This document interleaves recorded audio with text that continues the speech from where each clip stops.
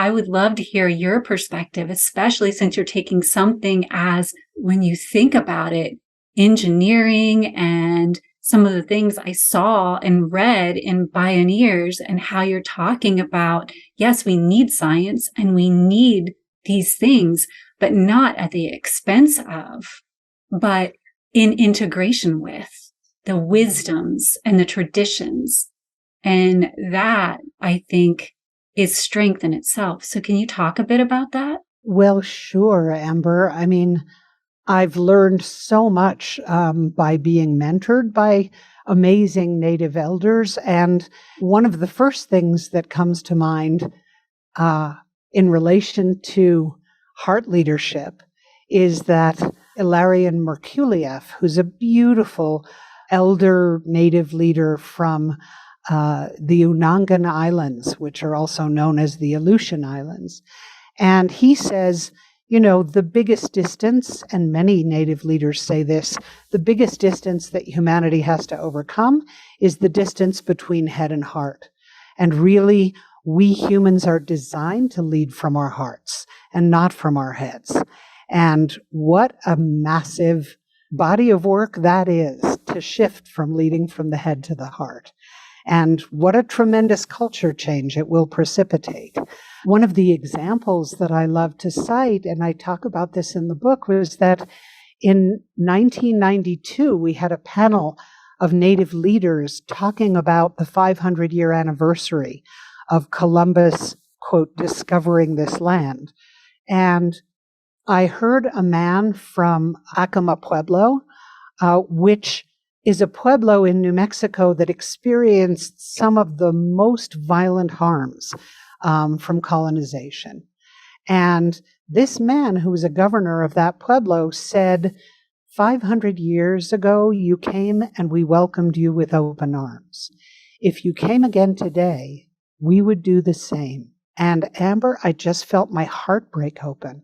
And I thought, oh my gosh, I have so much to learn from these people. That's an amazing, and he said it with such deep gravitas and sincerity, so, I mean, that's one kind of example. There are so many examples that I can offer. And I think part of what I love about Bioneers is that it's a whole system perspective. So it looks at both the inner changes we need to make within ourselves and what are the actions we need to take.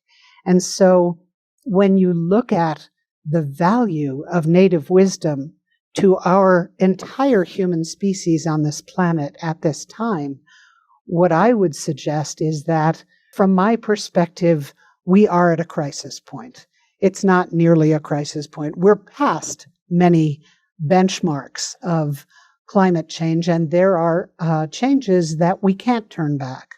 But in addition to the deep Native practice and knowing that all life is sacred and that everything is in reciprocal relationship, so you don't harvest berries from a bush without asking its permission, without praying to it, without expressing your gratitude, and without being mindful of how much it's okay to take, so that there will be some for the next season and the next picker. That's, one of the bases of a traditional worldview, but also there are incredibly practical applications that are often referred to as traditional ecological wisdom. And those are things like Native peoples have had practices of burning forests at certain times in certain ways so that they would ensure the health of the forest. And because of how much they understood about the value of fire to a forest, they would do it in ways that didn't destroy the whole forest or the whole ecosystem, but that rather enhanced its fertility. And I believe we are living in a time right now where we need to do everything we can to regenerate our natural systems, including the natural system of ourselves, which of course harkens back to strengthening our hearts for leadership. So I think that they are among the most important voices and perspectives and leaders in this time. And it's also worth noting that at this moment, when the largest corporations in the world are struggling to continue extracting oil and gas and minerals from the earth in ways that are not only not sustainable, but are very actively destructive, the places they are most targeting are the places where Native peoples live and where Native peoples are protecting 80% of the world's remaining biodiversity. So that's kind of the leverage point of the struggle to protect life right now is Native peoples. And it's no accident that Standing Rock happened and that water protectors are mobilizing all over the world and water defenders.